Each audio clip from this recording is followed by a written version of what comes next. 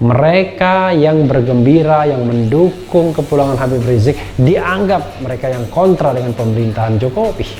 As simple as that. Sesederhana itu saja.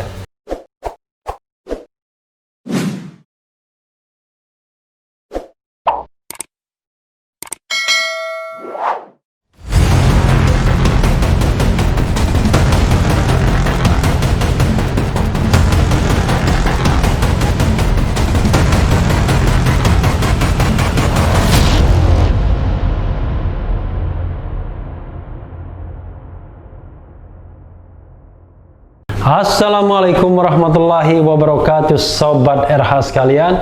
Jumpa lagi kita di channel yang keren ini, Keren Cadas. Kali ini saya akan masih menguber soal Habib Rizik, tapi ini ada berita dari jpnn.com yang mengatakan bahwa sepertinya Prabowo dan Gerindra sudah melupakan jasa Habib Rizik. Kita lihat ya, kita bacakan. Pengamat politik Deddy Kurniasyah menilai Prabowo Subianto dan Partai Gerindra memperoleh bantuan dari Habib Rizik Syihab, terutama dalam setiap kontestasi politik. Namun, Deddy merasa heran mengapa Ketua Umum Gerindra yang kini menjadi Menteri Pertahanan itu terkesan tutup mata terkait masalah Habib Rizik.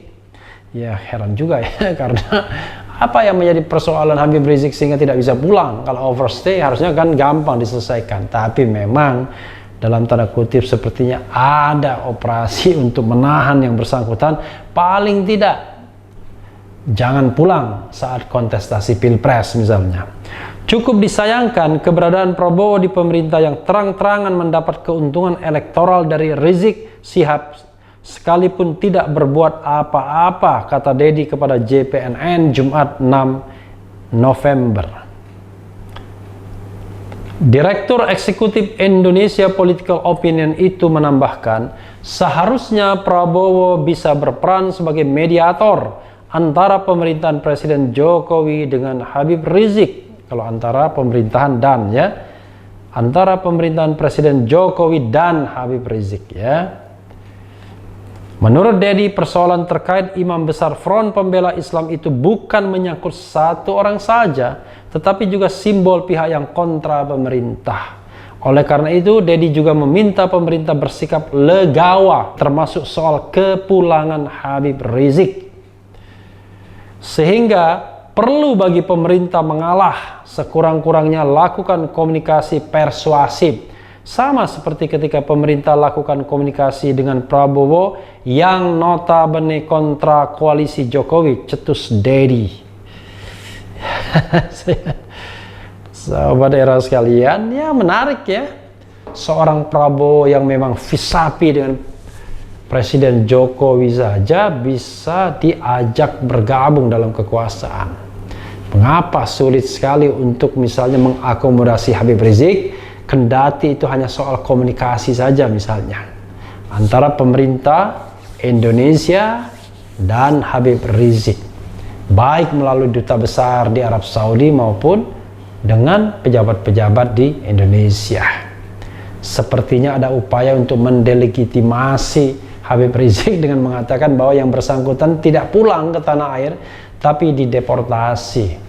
Tapi pernyataan itu dibantah oleh Dubes Arab Saudi dengan memberikan penghormatan terhadap Habib Rizik Syihab ya. Sobat RH sekalian, mungkin banyak yang berharap ketika Prabowo Subianto menjadi Menteri Pertahanan, hal yang dia lakukan adalah melobi Jokowi sebagai orang nomor satu agar dapat mengembalikan bahkan menjemput Habib Rizik dari Arab Saudi atau Saudi Arabia. Karena sesungguhnya saya katakan tidak ada halangan untuk mengembalikan Habib Rizik ke sini seandainya tidak ada the invisible hand, tangan-tangan yang tak terlihat menghalanginya. Karena masalahnya di Arab Saudi hanya overstay, hal yang mudah diatasi. Karena overstay paling masalahnya denda ya, karena ini adalah pelanggaran administratif bukan pelanggaran pidana. Dan denda itu bisa dibayarkan oleh simpatisan Habib Rizik atau oleh FPI. Bahkan tidak tertutup kemungkinan pemerintah Indonesia yang menalanginya. Sebagaimana pemerintah peduli dengan TKW-TKW yang mau dihukum mati karena melakukan tindak pidana misalnya. Jadi Sobat RH sekalian, mudah-mudahan kembalinya Habib Rizik ini membawa angin segar.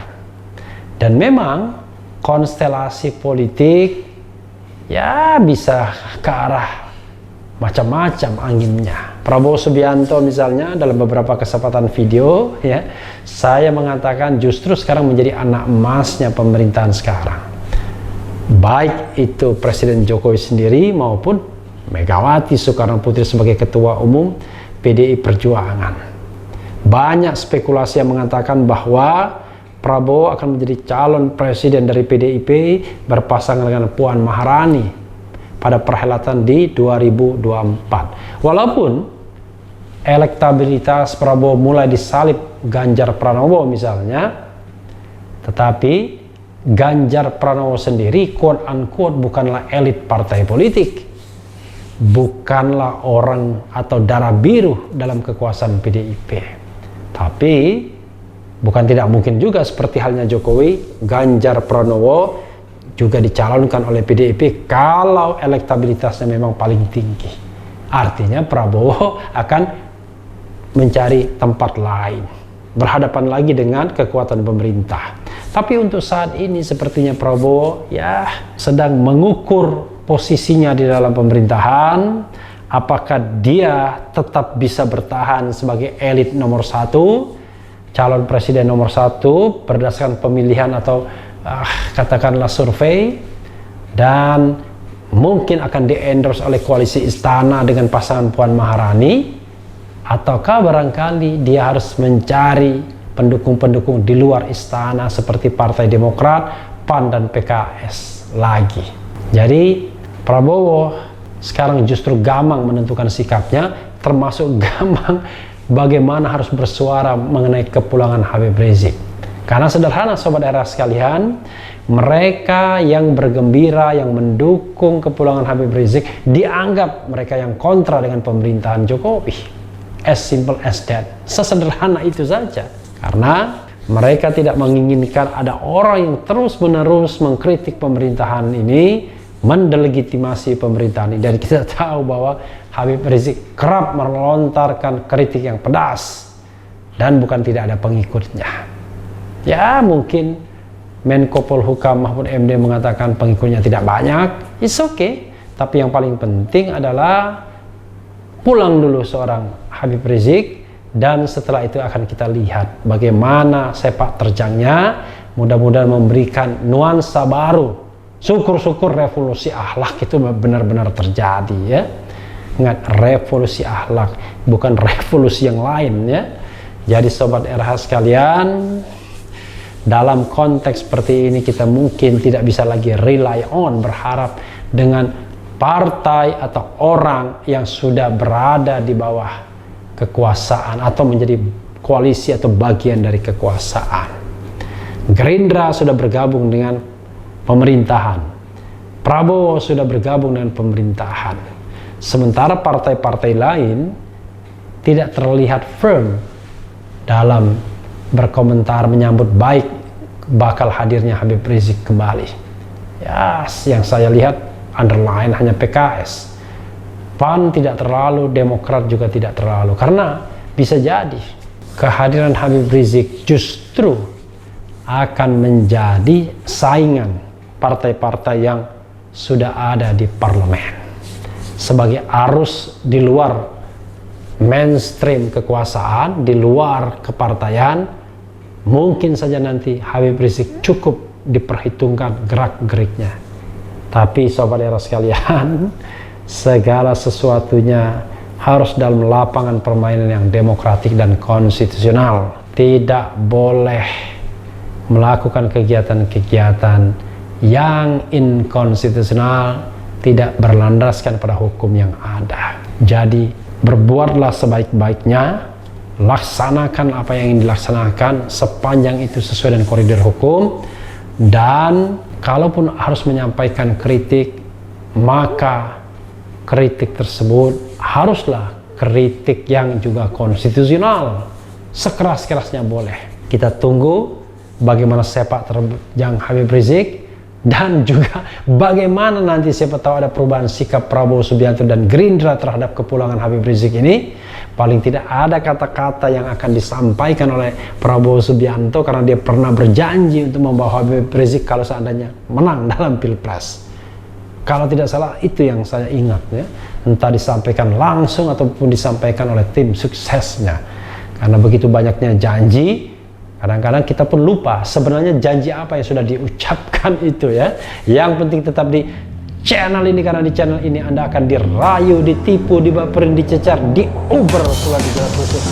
Karena channel ini adalah channel yang mengancam, memeras, dan membenci. Jangan lupa subscribe, like, comment, and share. Cheers!